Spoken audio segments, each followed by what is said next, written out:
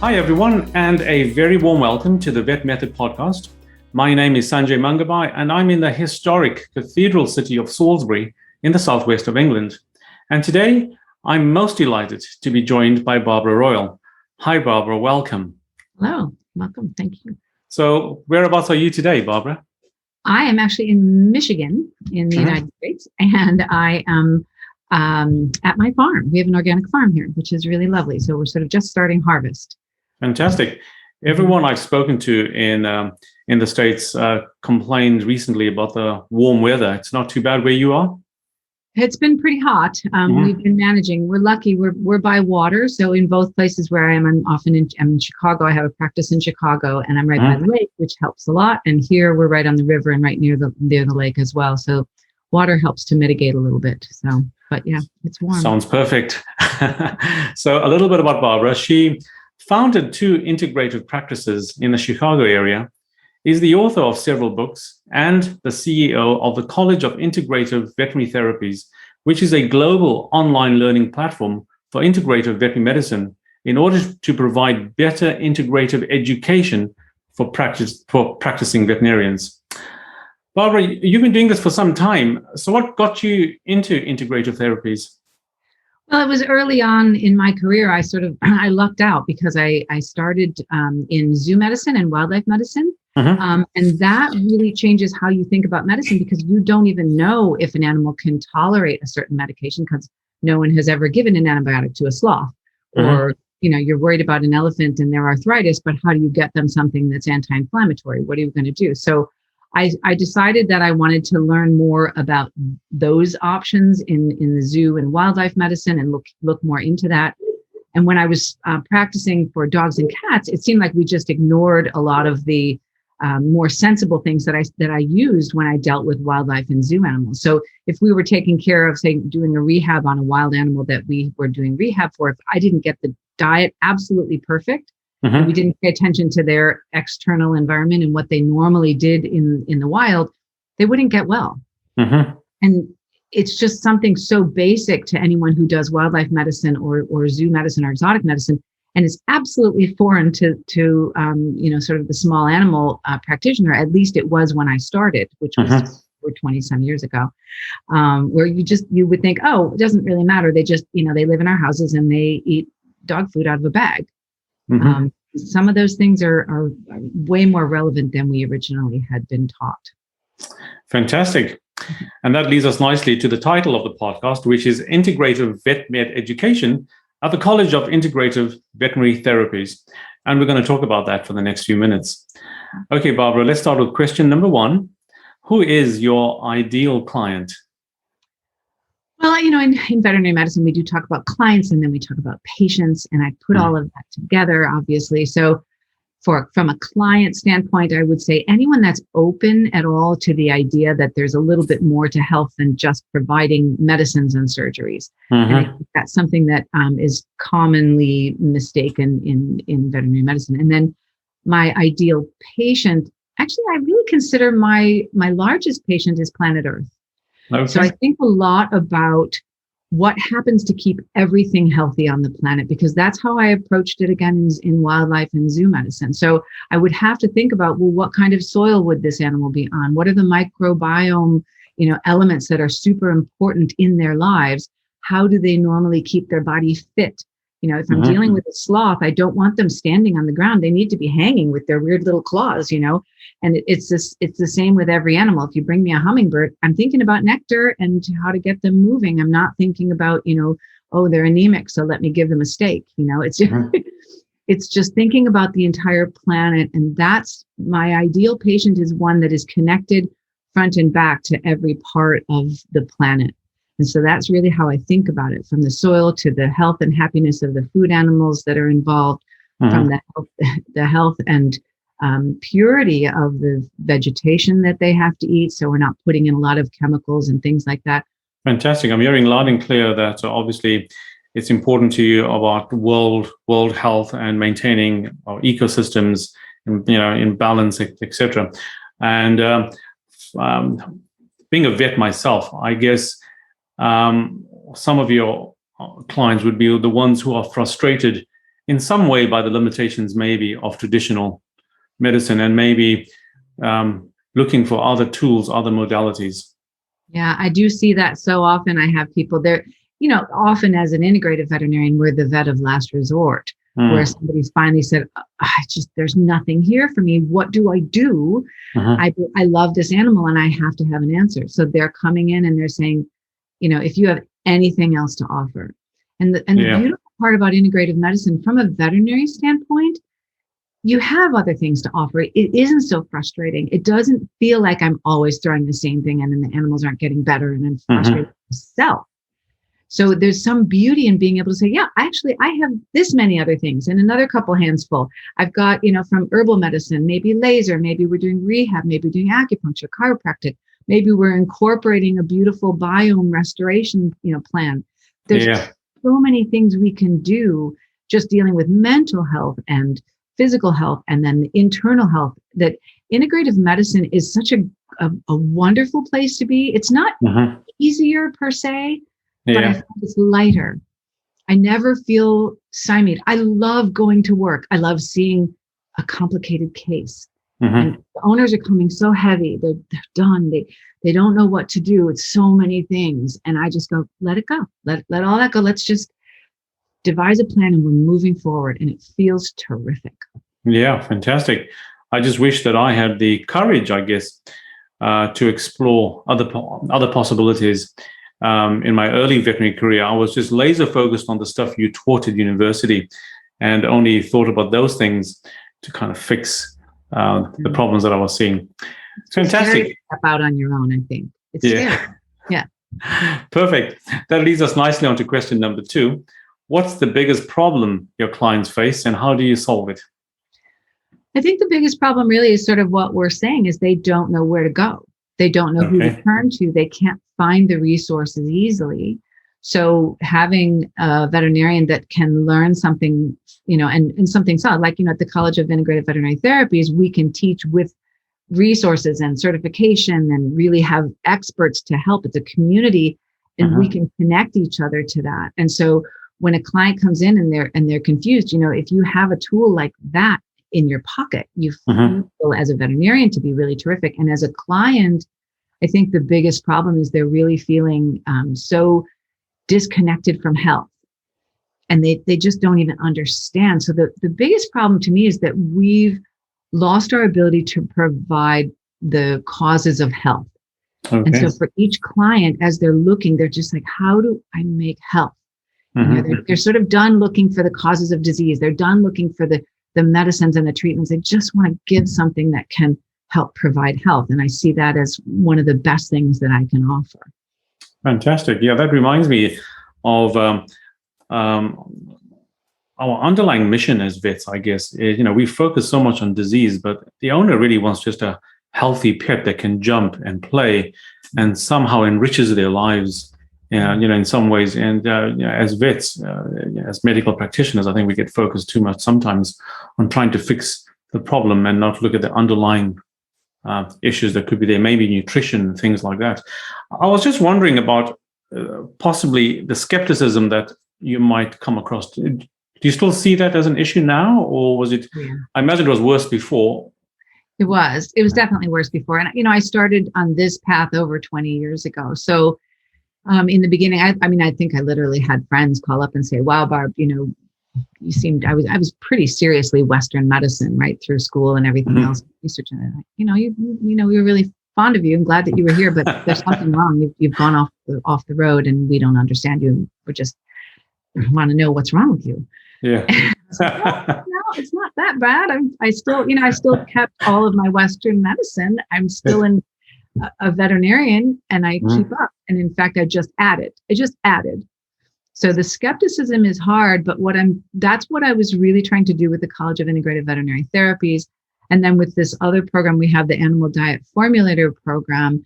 I want things that have a lot of science behind them and that can explain it. So at the college, we have experts and resources and things like that. But in the Animal Diet Formulator, when I'm talking about nutrition, I probably have the tool that's the most complete in the world, really, because the USDA data we've been correcting that. We've been looking in this diet formulator, you can put in ingredients and it'll tell you exactly how much selenium and magnesium and what are the fatty acid components and, what's happening in that recipe itself. And so that you know how balanced it is.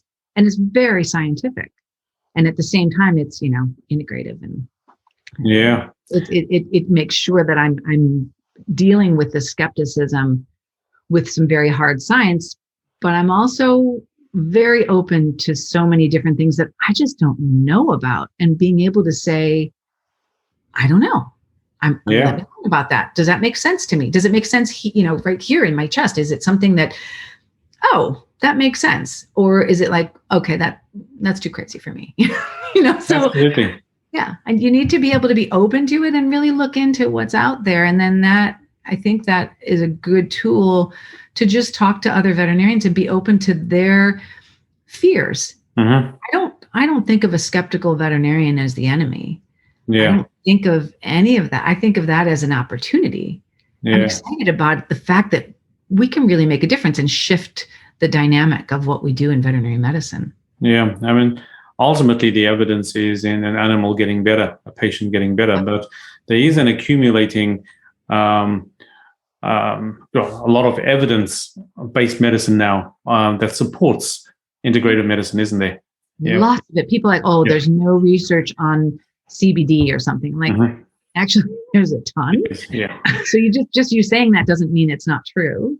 And it's the same with so many parts of it. Acupuncture, tons and tons of information about it. It's amazing.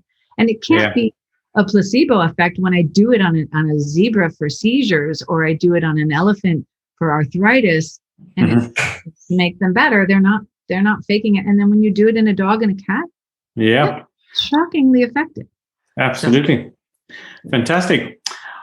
Barbara, what are the typical symptoms that people experience with that problem? Their pain points. Yeah. I think the main thing is just, it starts small with most clients. They'll have noticed, just a little chronic problem. Ear infections they just don't go away. They're just always getting a little ear infection. Oh, well, treat it again. An allergy, a little, interdigital irritation and they're licking all the time, or some hair loss. It's always something small. And then it just keeps on. And then it becomes more of a problem. And so the thing for me is to try to track back these very complicated, you get a diabetic ketoacidotic, liver cancer case, and you think, oh my gosh. But if you're just tracing it back to the small thing that had happened, what is it that's out of whack? You can get back to it. So to me, there's always like this way to very easily take a very complicated case and say, okay, no, let's just really try to figure out where that went awry. Is it all biome? Is it, something else, a chemical? Are we, not feeding things that are we should be feeding more organic and getting rid of the chemicals that have destroyed enzymes, that destroyed the system that helps the body to stop inflammation. That's something that I can find. Yeah, actually it is. So you see a lot of these little things just getting bigger. And then so any immune system failure, any health problem, it's really, you can say, okay, I want to provide the causes of health, because I'm not a good enough veterinarian to heal every single little thing. I'm not. But the body is. The body's amazing. You give it the tools, it's like, I got it. Because it's got thousands of years of ancestral healing to make that happen. Absolutely. So it's really a complement to more traditional medicine, which is pretty good for acute problems. But these small, niggling, chronic issues often have other underlying issues that maybe traditional medicine doesn't solve. Yeah. So it's the chronic. And then it gets to cancer. I mean, right now, 1 in every 2 dogs, as they get older, they get cancer. What kind of statistic is that? Let's go to question number 4. What are the common mistakes that people make when trying to solve that problem? The things they thought might work, the things they try but fail. Yeah, I think it's mostly if we ignore, again, the species at hand. So the most common thing that I see people do is they don't pay attention to the fact that, I have a dog or a cat in front of me. So a cat, they're an obligate carnivore and they need to move and run. And you have a cat that's, living in an apartment and they've got a couch and a table and that's about it. and then they're feeding a kibble food. So it's mostly a food for a different animal. It's not even a food for a cat. Yeah. And you can, in a small apartment, create vertical space so that they can move the way a cat needs to move. You can do things like that. But the mistake people do is they're not paying attention to the ancestral needs of the species. Okay. So for me, it's always about, okay, but what is this animal? Because again, working with so many different species of animals in my past, I'm always thinking that with each one. What's the species in front of me? What's the best way for it to be healthy? So if they're not thinking that way, that's a mistake. And then you move on from there. But it's just starting to try to just go, oh, I'm not paying attention to the ancestral part of it. I'm just going to, oh, I've got a skin infection, then I need an antibiotic. And you go straight to the quickest pharmaceutical answer or surgical answer when you've missed the fact that you've entirely ignored the species in front of you. Absolutely. So there's a big, I wouldn't say it's a resurgence, but an interest in human diets and going back to, raw diets and stuff. And that's gaining interest in animals, in pet animals, certainly. In the UK, at least, I'm not sure what it's like in the States. And it's just a feeling that there's possibly too much grain, too much carbohydrate in the commercial diets that we're feeding now. And as you mentioned just now, that these are omnivores, but mainly carnivores. And in the case of dogs, and certainly in the case of cats, and maybe we're feeding them stuff for convenience and palatability rather than what's actually good for them. Right. And even the palatability with the dry kibble foods, they have to add a lot of flavor enhancers and things like that. The food that's in there isn't really appropriate for what their senses are. They don't actually have a sensation in their tongue for any kind of sugars, but there's tons and tons of, that's what carbohydrates are, right? They break into sugars. Those are sugars. So if it's potato, if it's, sugars from even the starches in legumes, things like that, those are all inappropriate. And they shouldn't be in there, but they're in there because it's inexpensive and it's easy to store. And but if you think about it from the mouth on down, that's a mistake. And it's going to create so many multiple problems. Dental disease alone, mouth biome problems, terrible smell, all those things. It's like saying, I've got a dry kibble food and I'm expecting it to chip off the tartar on the teeth. It's like, have a ginger snap or a cookie and you go to bed, you're done. You've brushed your teeth. Like, that's really? to the teeth. So those are all things, and just a lot of it just makes common sense. You just go, oh, I didn't think of it that way. And if you add in the problem that this is highly processed, highly heated, which creates carcinogens, right? So sugars, heated products that make carcinogens, an acrylamide and a heterocyclic amine, which are two potent carcinogens. And then you add the fact that most of these things are harvested, not organically, but they're with all kinds of pesticides like glyphosates and things like that are really rampant here in the States. I know some of that's not in Europe, which is lucky, but there are others. Yeah. Those things just come with the products. Well, there's going to be dysregulation for the immune system and other things. We're just making a mistake. We've just gone off the track. Absolutely. Back onto something healthy. Yeah, when you say it makes so much sense. And I think that's one of the mistakes maybe in veterinary medicine. Practices are places of chaos and time poor, and we just don't stop long enough to think maybe and say, what else could I consider? Let's think outside the box, outside traditional medicine, and see what else is going on here. Perfect. Right. Let's get on to question number 5. What is one valuable free action that someone listening to this can implement that will help with the problem? I just say right away, if you've got a dog or a cat and you're really wanting to just step into this, but you're a little bit afraid, just add some fresh food. And my easiest go-to is eggs. People can add some eggs. And it can be raw, it can be cooked, it can be whatever, or add a little bit of meat or a little bit of a sardine or something like that. Add something fresh to their diet and see what happens.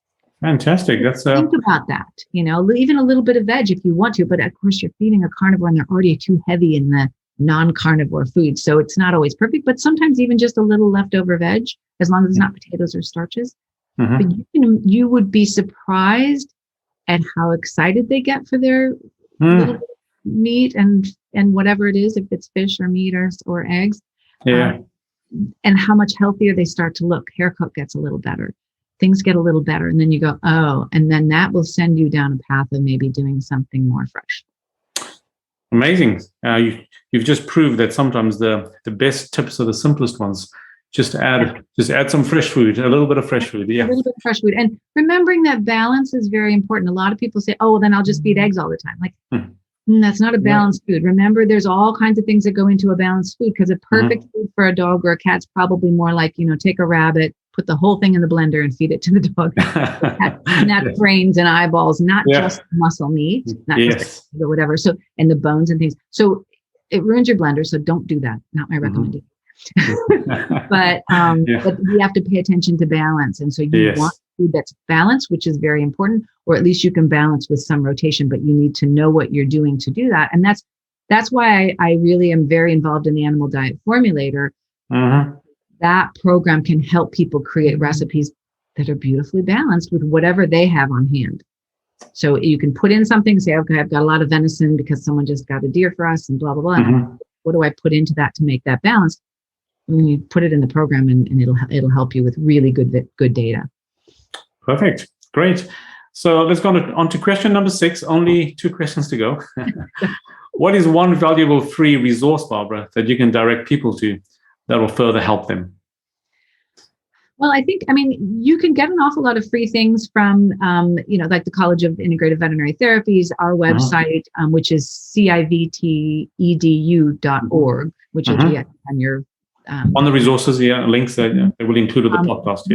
Yes, we have webinars and things that are available. The Royal Animal Health University, which is sort of our parent organization, but that website has some free videos and things just to start you on understanding what I'm talking about. Really, if you're just not sure how to better manage, and then I would go to the I would really consider if you're a client looking for a veterinarian, if you're in the United States, the AHVMA.org, which is the American Holistic Veterinary Medical Association, is sort of like a find a vet. You can find a more holistic or integrative veterinarian that way. And I believe in most countries, there are now organizations that you can find vets near you that are focusing on integrative, and that can really help. And then if you want to become a member or do something a little more involved, be part of a community that connects you with other people like you, that's another way to go. Fantastic. Those are some good resources, and there's lots of resources out there. Fantastic. And finally, question number 7. What's the one question, Barbara, that I should have asked you that I didn't? I guess for me, it's sort of knowing how do we know? How do we know we've gone off track? How do we know that there's a problem? How do we, how are we, when you're at home and you're looking at your animal, how do I know I'm not necessarily doing the right thing? And I think part of that is something that we've missed in general as people, as we get more urban, we get more distanced from nature. We get, we start to consider our animals more like little humans. And, we've got people that are, you may dress up your little, boxer in a cute outfit. And that's all terrific and fun. And don't get me wrong, I have fun with my pets. But it's when you the thing always is if you're starting to feel like, someone says to me, oh, no, my pet's really healthy. They're perfectly fine. They're a little overweight. They've got some dental disease. Every so often we get an ear infection. Those are the things that I started out talking about. How do you know? It's just do you see, when you see your pet walk in the room, do you think vibrant health, amazing, this dog is going to live forever? Or do you think, oh, you're walking slow or whatever? Because the vibrant health thing, in my opinion, should be from puppyhood all the way till they're done. Ages into disease, that kind of thing. So how do you know? Just start to pay attention to what is natural and healthy and start to think about it. It will help you and help your pet, and recognize, people forget to say why. Why is my pet overweight? Why is my pet having dental tartar? Is it normal? Does it happen everywhere else? Like with other species? No, they don't all need dentals every year. There's something we're doing wrong. So it's maybe the question is to remember to ask the question ourselves. Why are absolutely. And make it better. It's a great question. Just don't accept the status quo. You've got to know what health and vibrancy looks like, I guess. If you don't know, then you don't know. And we don't recognize there's an emergency. There's an emergency. Yeah. In my book, I write about the fact that I had a fire in my house, and I literally, in that emergency, I ran into the burning building to save my pets, which, by the way, I do not recommend. In fact, the fireman bodily stopped me and carried me out and was like, what are you doing? Yeah.